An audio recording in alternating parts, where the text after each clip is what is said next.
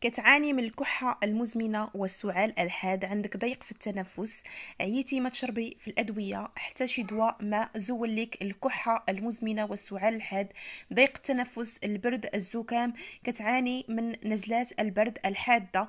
اليوم غادي نشارك معك هذا المشروب السحري لعلاج السعال الحاد والزكام، نزلات البرد والكحة المزمنة، ضيق التنفس. إلا كانوا عندك كل هذه الأعراض ما عليك غير تبعي هذا الفيديو هذا قبل ما نبدا. بغيتكم كاملين اي واحد كيشوف هذا الفيديو وبغيتوا تستافدوا من هذا الفيديو وبغيتوا بزاف ديال الناس انهم يستافدوا من هذه الوصفه، ما عليكم غير تضغطوا على الزر ديال لايك باش يوصل الفيديو لاكبر عدد من الناس، باش الكل يشاهد هذا الفيديو والكل يستافد.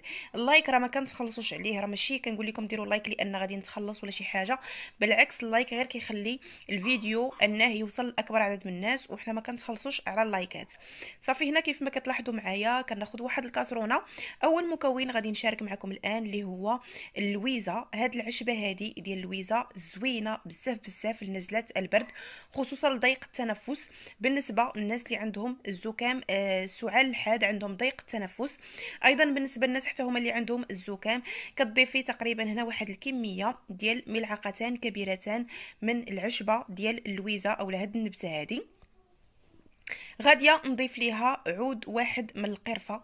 بالنسبة للقرفة فهي رائعة جدا لنزلات البرد والزكام أيضا، وأيضا الكحة المزمنة.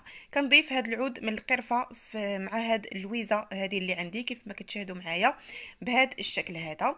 وكل هاد الأعشاب اللي غادي نضيف معكم أعشاب مهدئة للسعال الحاد، أعشاب كتعالج ضيق التنفس بالنسبة للناس اللي كتجيهم الكحة مجهدة وما كتخليهمش يتنفسوا مزيان. هنا كناخد تقريبا كوب كبير من الماء، وغادي نضيف الان نوضع عفوا هاد الكاسرونه هذه فوق النار حتى تغلى ليا مزيان مزيان وتطلق ليا ديك اللويزه المفعول ديالها والفوائد ديالها.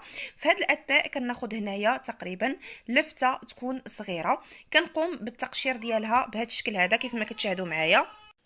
فبالنسبة للفت الأبيض الفوائد ديالو عديدة جدا خصوصا للزكام ونزلات البرد. بالنسبة للناس اللي عندهم الكحة اللي كتكون حادة وكتسبب لهم ضيق في التنفس، فكنصحكم بهذا اللفت الأبيض. صافي هنا أخواتي كيف ما كتشاهدوا معايا من بعد ما قمت بالتقشير ديال هاد اللفتة هذه اللي عندي بهذا الشكل هذا، خذوها غير تكون غير صغيرة. غادي ناخذ أيضا ليمونة حتى هي وغادي نقوم بالتقشير ديالها. حاولوا انكم تزولوا مع هذيك الطبقه اولا الجلده البيضاء اللي كتكون لداخل باش ما تطلقش لكم المروره كيف ما كتلاحظوا معايا. من بعد ما غادي نقوم بالتقشير ديالها بهذا الشكل هذا فقط بالسكين. غاديه ناخذ واحد المطحنه اللي تكون كهربائيه باش غاديه تساعدني بشكل كبير انني نطحن هذه العناصر جيدا. حاولوا انكم ضروري انكم تطحنوهم مزيان مزيان باش ما كت يعني ما كتبقى عندكم حتى شي حاجه اللي تضايقكم من تبغيو تناولوا هذا المشروب هذا. وايضا باش انكم تستخلصوا كل الفوائد لا بالنسبه للفت لا بالنسبه للعصير ديال الليمون. فبالنسبه للعصير الليمونه علاش قمت بالطحن ديالها مع هاد اللفته وما عصرتهاش يعني ما عصرتهاش باش تساعدني بشكل كبير ان هاد اللفته تطحن ليا حتى هي، باش ما نستعملوش الماء غير الليمون مع هاد اللفته. غادي تطحنوهم مزيان مزيان ضروري. الا عصرتوا الليمونه وضفتوها مع اللفته ممكن، ولكن تقدري انك غير تقشريها وتضيفيها مع اللفت هكذا. داك العصير ديال الليمون اولا الماء اللي كاين في الليمون غادي يساعدكم باش ان ديك اللفته حتى هي تطحن لكم مزيان مزيان وتطلق لكم الماء ديالها. صافي هنا اخواتي كيف ما كتشاهدوا معايا غادي ناخذ فص واحد من الثوم، والثوم رائع جدا للبروده والكحه. غادي ناخذ فص من الثوم كيف ما كتلاحظوا معايا، وغادي نطحن جيدا هاد العناصر. حاولوا تطحنوهم جيدا باش ما تبقاش عندكم حبيبات اولا قطع اللي تكون صغيره من هاد العناصر هذه من اللفت، ولا ايضا بالنسبه للثوم حتى هو يتطحن مزيان ويطلق لكم الماء ديالو. غادي نستمر اخواتي بهذا الشكل هذا حتى نطحنها جيدا. وكنتمنى اللي مازال ما دارتش لايك تخلي لايك باش الناس كامله تستافد. كل شيء راه مريض دابا، هذا هي الوقت ديال نزلات البرد وكل شيء كيعاني من الكحه كيعاني من ضيق التنفس كيعاني ايضا من الزكام الحاد، كيعانيو ايضا من يعني نزلات البرد اللي كتكون حاده. فهاد الوصفه مهدئه وزوينه بزاف بزاف وكتشافي وكتعالج.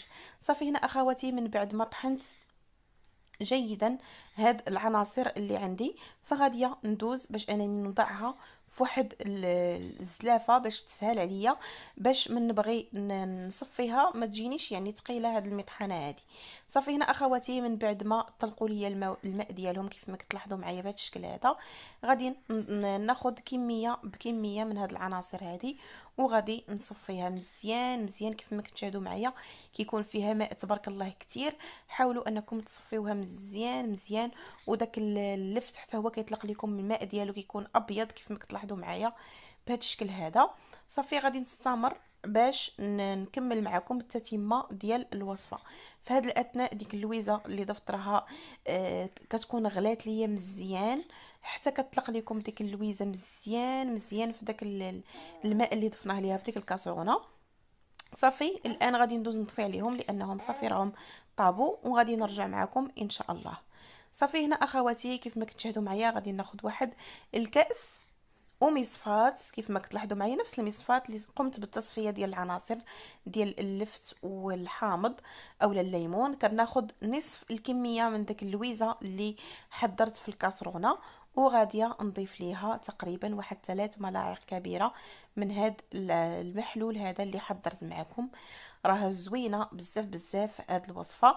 صافي هنا ضفت 3 ملاعق كبيره، بالنسبه للكوب يكون كوب ديال الشاي هو اللي كتناولوه، هذا كوب ديال الشاي.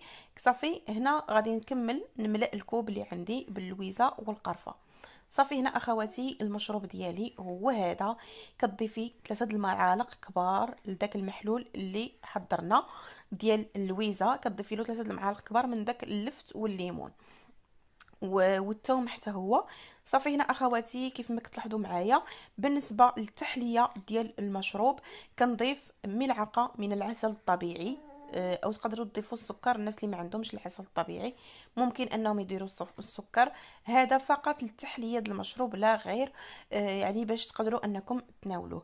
فبالنسبه اخواتي لطريقه الاستعمال فهي طريقه سهله وبسيطه. في الصباح على الريق كتشربي واحد الكوب بهذا الشكل هذا، كوب ديال الشاي، وايضا في الليل من كتبغي تنعسي كتشربي كوب. هاد الوصفه الا تبعتيها وداومتي عليها مده ديال 3 ايام ان شاء الله غادي تعالجي من نزلات البرد، الكحه المزمنه، الزكام. غير تبعي الوصفه مرتين في اليوم، مره في الصباح على الريق وايضا مره قبل ما تنعسي. زوينه بزاف بزاف، خصوصا الا كنتي ما كتنعسيش بالليل كيكون عندك ضيق في التنفس، فهاد الوصفه مهدئه 100%. كنتمنى اخواتي الفيديو ديال اليوم ينال الاعجاب ديالكم. الا عجبكم كنتمنى ديروا لايك، وتقدروا هاد الوصفه تعطيوها لوليداتكم يستعملوها، الناس الكبار كلشي يستعملها ما كاينش مشكل. الا عجبكم الفيديو ما تبخلوش ليا بلايكات ديالكم والاشتراكات ديالكم في القناه. الف مرحبا بكم، السلام عليكم، حتى الفيديو المقبل ان شاء الله مع وصفه جديده.